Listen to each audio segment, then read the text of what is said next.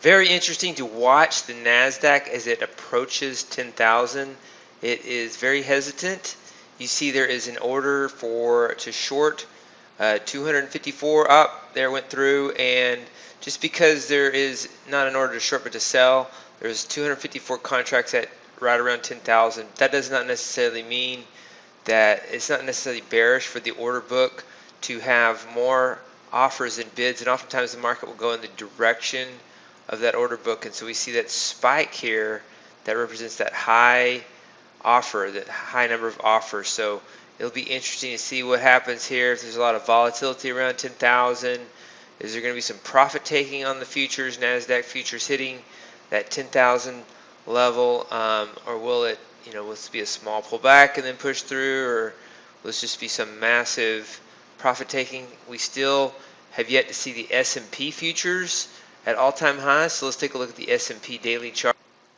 So the S&P futures still have a little bit to go. The high today is 32.31.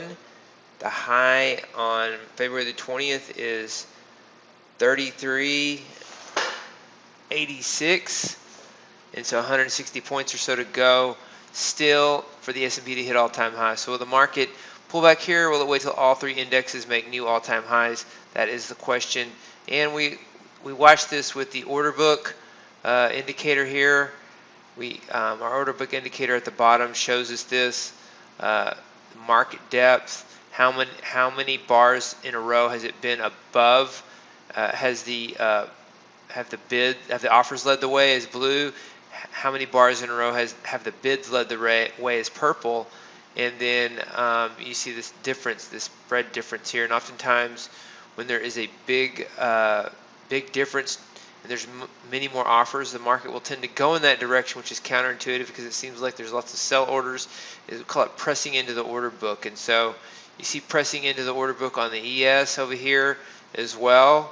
The blues are leading the way higher, and so this market could move higher. I mainly like to use this indicator to look at the market when it's down and wait for the blues to start leading the way, but it can also tell you at highs when you're in a long trade to stay with the trend as long as the blues are leading the way. So it's more of a discretionary indicator because it looks at order book data, which does not have historical, we don't have any historical data for that. And so if you turn the strategy off and turn the indicator off and on, or if you get disconnected, this will all reset and go back to zero. You see how that does that. Let's find when we were last disconnected. See back here, there's no data. So there's no historical data. It accumulates with real-time data, and then once you log off, it disappears because that order book data is not historical, so it makes it harder to write a automated trading system with that. So that is how we are watching the Nasdaq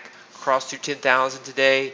Interesting observation. Nothing really extreme at this point. It's holding up here close to 10,000. So that's bullish if you're long. Anything can happen at any time. Now we have to watch the S&P.